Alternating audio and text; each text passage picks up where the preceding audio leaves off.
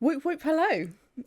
This is Amelia and Tanya from Coffee Catch-ups podcast, and this is Coffee Catch-ups Espresso on Cross Rhythms Plymouth.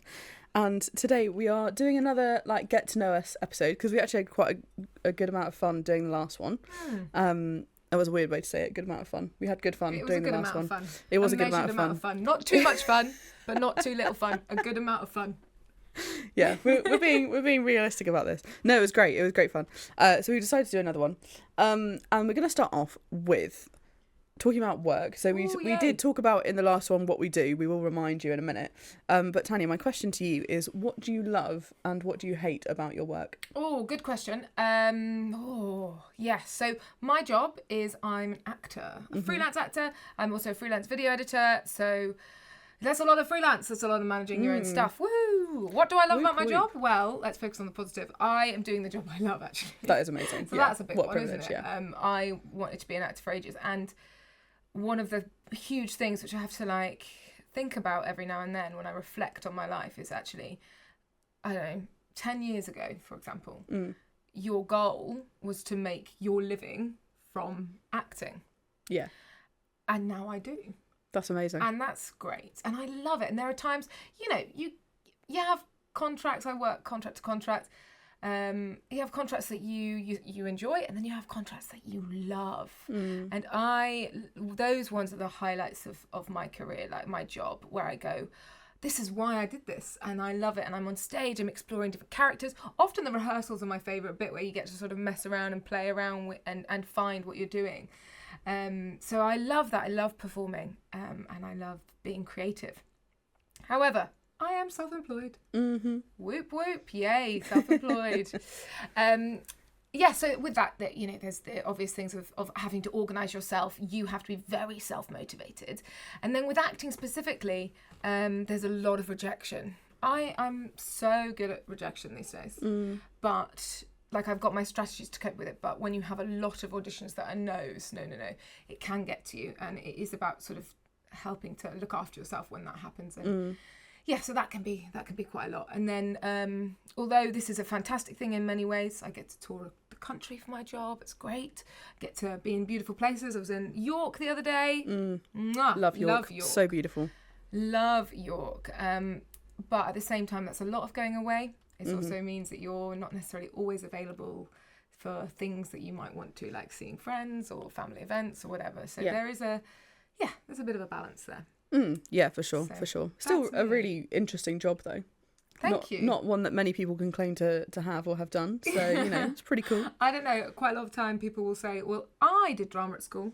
And you're like, oh, yes, that's the same thing. Yeah, that is my reaction. I go, oh, really? I don't know how to respond to that. Good for you. What about you, Amelia? Tell us about your job. So, as I've said before, I work for the National Trust at a beautiful, beautiful property, as well, most of them really are. And one of the things I absolutely love about my job, I think firstly, just working for the National Trust as an organisation. I mean, I know I'm biased, but think about it, it's so great because it, works to preserve beautiful places, essentially, for the benefit of the public, which is wonderful. And there are so many amazing historic places, so much, countryside that has been preserved because of the National Trust, so it's really nice to be part of an organisation that, that's the purpose. That's what it does. It's great. In terms of my job specifically, I get to work with loads of people, which is really fun. I get to work with loads of different departments, which is really nice. It gives a lot of variety in my job, gives me a lot of skills that I'm learning. And the property itself is just beautiful. As I said, it's lovely. I walk down the drive, the birds are singing, and it's wonderful. In terms of stuff I hate, I don't think there's anything I particularly hate about my job. I think hate is quite a strong word. I'm not in the job I want to be in. I want to be a curator, and that's not quite what I'm doing now. So I do kind of want to work up to doing that. So it sometimes is a bit frustrating not being quite in the place that I want to be. And the other thing, I think just the general thing about customer service, 99% of our visitors are wonderful, and it's so nice to see people having a great time, and that's what we're there for.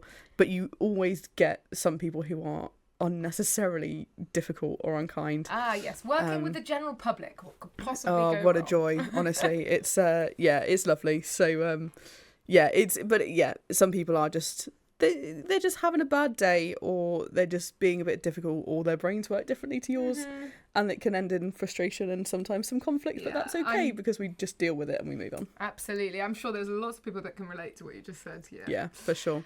But on the whole, pretty good. We both really like what we're doing, because we spend a lot of hours working. We do indeed. We are gonna continue getting to know each other, and allowing you to get to know us a bit more, and we're going to do that after some music. Yes.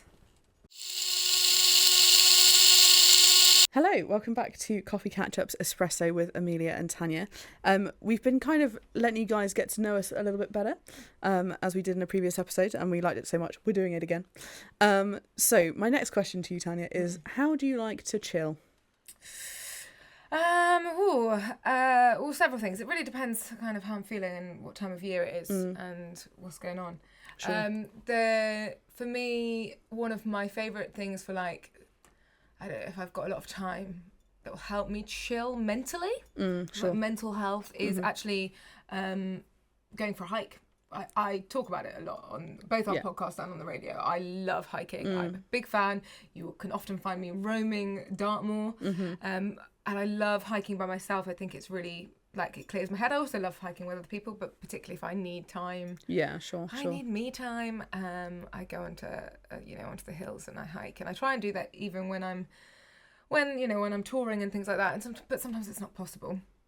And then there are other times where actually I know it's really dull, but just some television or some film, and quite often for me, when I'm like really tired, I just need some downtime. I watch something I've already seen. I know it's sort of not a cool thing to do. I do also have a list of films that I want to see, and will, when I'm in the right mood, go and watch them. But if I just need some downtime, I'll stick on a series that I've already watched. It's a bit of comfort food.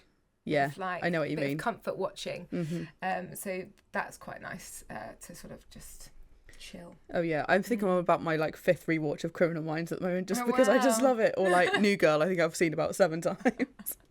I'm rewatching Poldark. Oh, nice. Yeah, so good. So I haven't rewatched good, that in ages. So and I've seen it quite a few times. Oh, and the thing I watch when I'm not well is Pride and Prejudice, the Colin Firth version. Yes, so good. Good. I only seem to watch it when I'm ill. So I wonder what will happen if I watch it when I'm not ill. Will it condition me press play and just go, achoo! Condition myself to be ill. It's like, I want a sick day, but I don't want to lie about it. So I watched Pride and Prejudice. Yeah. What about you, Amelia? What do you do to chill and relax? I mean, TV definitely kind of comes into it. But I am a reader. I know I've said this before. I love reading. I'm really kind of in my fantasy era at the moment, as they say. What does that mean? Like fantasy books. Yeah. Not that I'm like running through fields in pretty dresses or like fighting people with swords. Imagine. Wow. What do you do to relax? I'm reading a lot of fantasy books at the moment, which I really love. I think it's the escapism, because things are so busy. I really love being able to completely immerse myself in a different world. Yes. And like I'm quite an emotive reader, so like if something kind of plays to my emotions, and if it immerses me in a world really well, I really get into it. So fantasy is like really up there for me at the moment. So that I do also really like, probably not quite as intense hikes as you, but I do quite like going for like solid walks at the moment. Because I live quite close to Plymouth Woods, and so nice. I'm going there, I'm going to Canwoods, I'm going to Saltram, like just to kind of like do the walk, kind of get a podcast going. Coffee Catch-ups is a great one if you need a recommendation. I saw that coming. I know. I don't listen to Coffee Catch-ups when I'm walking, just because I feel it's in that space. I'm like, I don't really need to listen to my own voice at this point. It's insanely narcissistic. Oh yeah, totally. Like sometimes I do re-listen to them, but only if I know that like, there's something I kind of like need to kind of go back on.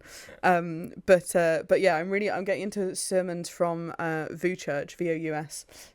In Florida at the moment. They are absolutely wonderful and so biblical, and I'm finding them really helpful and really challenging. Okay, cool. So yeah, that's kind of that's my downtime is usually either reading, going for a little woodland walk with a podcast, or like you say, just kind of TV at the moment. Like I say, I've rewatched New Girl so many times, but it's just so comforting. Absolutely. I totally relate. Yeah, Totally. so good. So good. We are going to be back with another question, and then after that we will be back with some more snack chat, Yes. which is obviously the highlight of the show. We know that's why you will come and listen. But yeah, we're going to be back with that, but we will listen to some music first.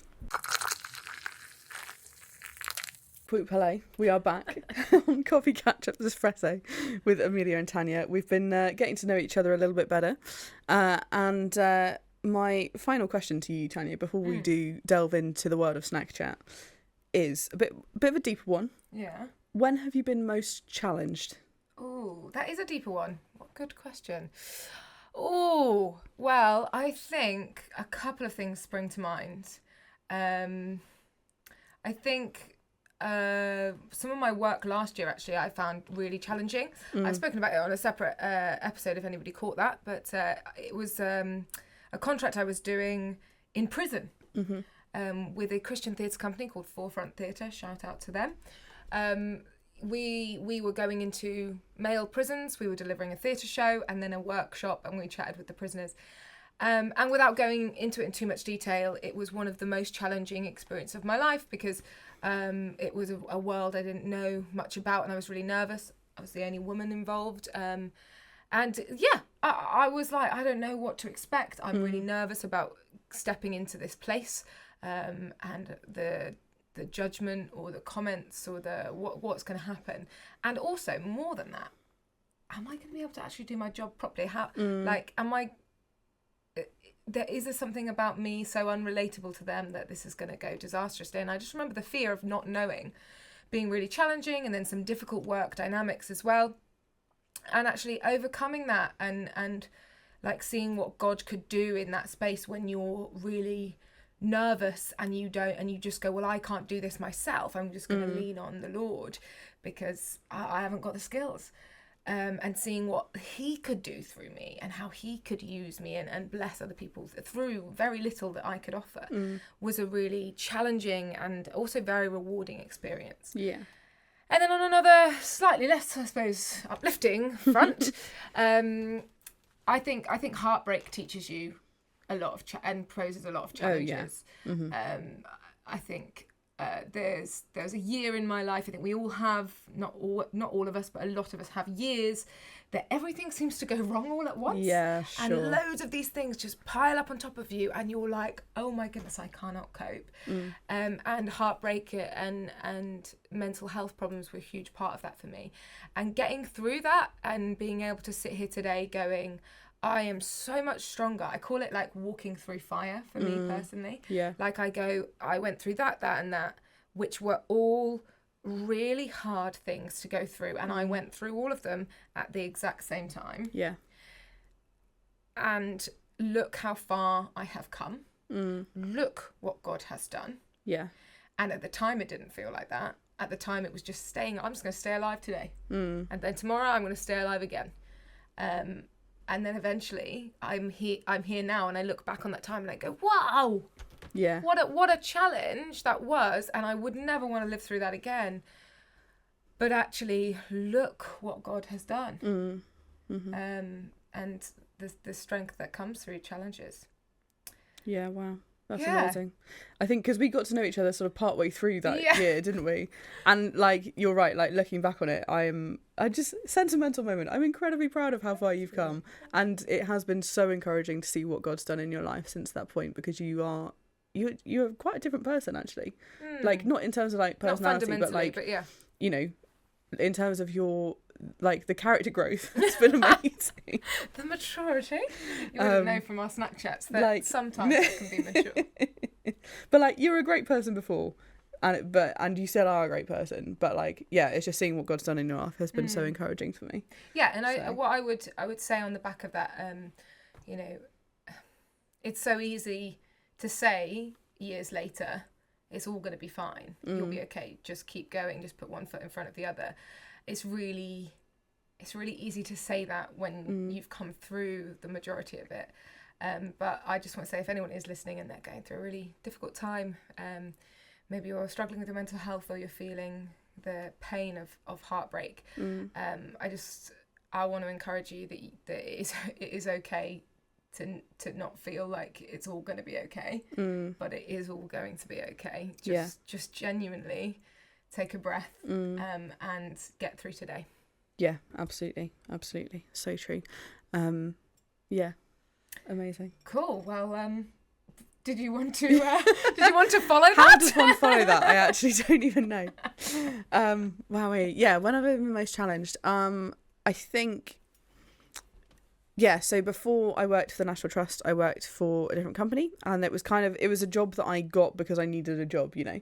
Yeah, we've all been there. Yeah, absolutely. And that was kind of coming out of COVID, and I had previously spent 8 months unemployed, which was a challenge all in itself. Yeah. But yeah, being in that job, and I was there for like 2.5 years, and as much as I got on with my colleagues and I got on very well with the managers most of the time and all of that, that was fine.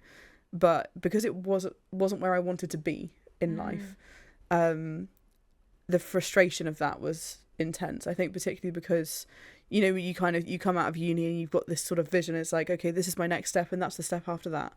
And then it doesn't quite go to plan. No, yeah. And there was a time within that 2.5 years, really, where I just felt so stuck. I was still living at my parents' house, and I didn't have a car. And so as someone who had been to uni and quite enjoyed their independence, to kind of come into a job that was pretty mundane, wasn't it, really? And also, yeah, again, sort of not really where I wanted to be, couldn't see how things were going to change after that. And obviously without a car, I knew I wanted to work for the National Trust, but like you can't get to a lot of places without a car. And it was really difficult. I had to do a lot of kind of mental work, really. And one of the things I really learned through that was like, okay, like kind of praying about it and going like, Lord, who would you like me to bless while I'm here? Oh, nice. And what do you want me to do in this season? Because I don't like this. I'm really frustrated. But like, what do you want me to do here? Because there must be a reason why I'm here. So yeah, but it was challenging, wasn't it? You walked with me through all of that, and I was like, it was difficult, and it felt longer than it's like these things with hindsight is a wonderful thing, but at the time it just feels longer. It feels like this is never going to end. It reminds me a little bit. Do you remember when like we had lockdown, and at the time it felt like it was never going to end? Oh yeah, for sure. But now you look back on it and you think, oh, that was over quick. Yeah, but it wasn't. But I love what you're saying about well, who am I here to bless? Because that really I think it makes it so much more active than passive. Yeah. You know, when you're just waiting for stuff to happen, and waiting is such a horrible, frustrating, painful place to be. We're like, I'm just waiting. I'm not doing anything. I'm just waiting to find the job applications. I'm waiting for my finances to improve. I'm waiting for something to happen. And it can just feel really like passive and really powerless. Yeah. But when you go, well, actually, I am here now. Okay, fine, I accept that. What can I do while I'm here? Who can I be kind to? Who can I bless? How can I grow in the here? Is so much like more powerful place and much more active place. And I love that. I love what you said. And I just wanted to be like, yes, come on. Yeah, thank you. Come on. I mean, it did, as you remember, it took a lot of work to get to that place, didn't it? It was there were times where I was genuinely just crying because I was like, I hate this and I don't know what I'm doing with myself, and it's an absolute nightmare. But it, you know, to get to the point of that, and it, you know, there were still points after that where I was like, oh, this is awful. It's not linear. But no, absolutely not. But again, similar to what Tanya said, I would encourage you, if you are in that place as well, like, you know, just ask yourself, why am I here? What can I do to kind of turn this situation around and make it more positive? And yeah, just that really. Wow. Mic drop. Yeah. Let's listen to some music and we'll be back in just a moment.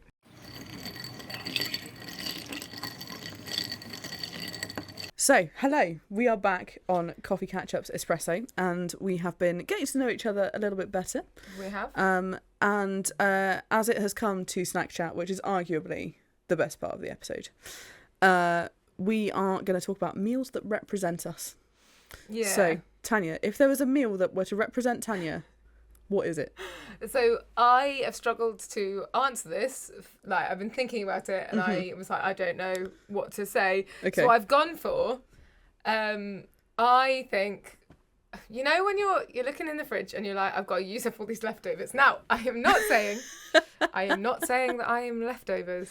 Yeah. Otherwise, we can get into that. We can unpack that later. I was going to say, do we need a little therapy session? Are you all right? Maybe we do. But no, that's not what I'm saying. You know when you've got stuff to use in the fridge and you then create something super creative that you probably couldn't create again because it's just this bit and that bit and that bit. It's all like shouldn't make sense, shouldn't come together, and then you do. Don't get me wrong, you also have those moments where you make leftovers and they turn up bad. And maybe that's me on a Monday, but I like to think by Friday I'm a good creative mismatch of different meals. Excellent. That all make up my personality.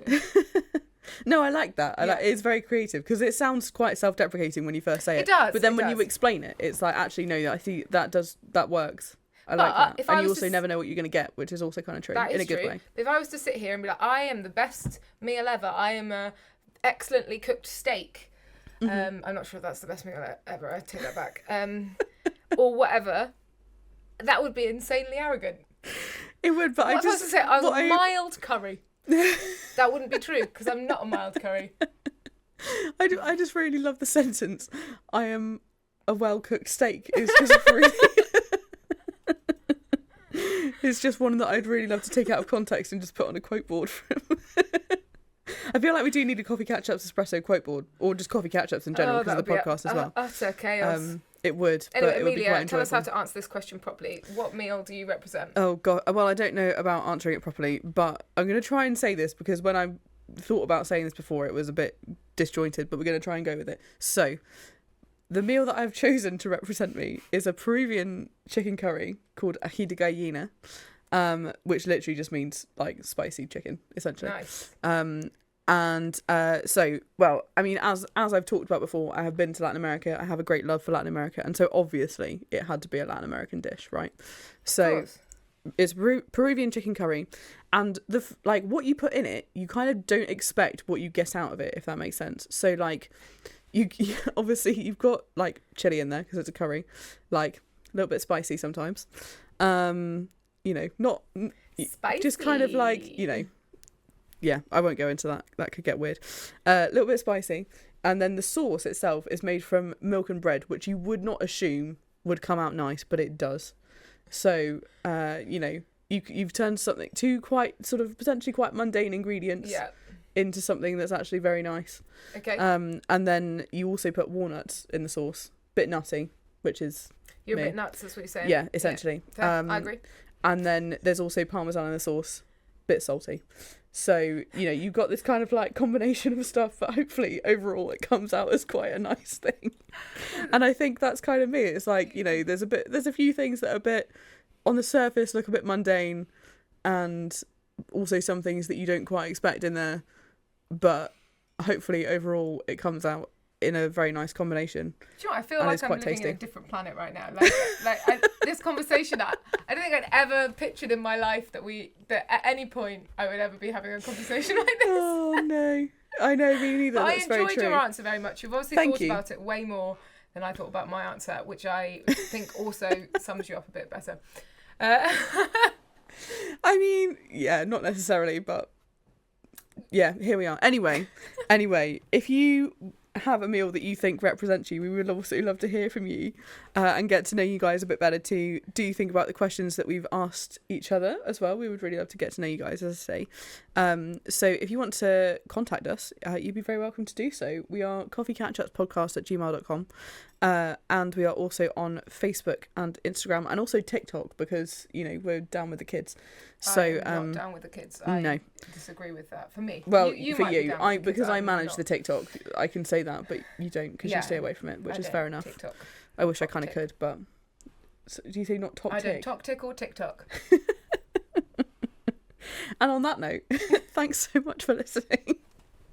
It's been a pleasure as always. Tune in at the same time next week for more Coffee Catch-ups Espresso on Cross Rhythms Plymouth. Goodbye. Bye bye.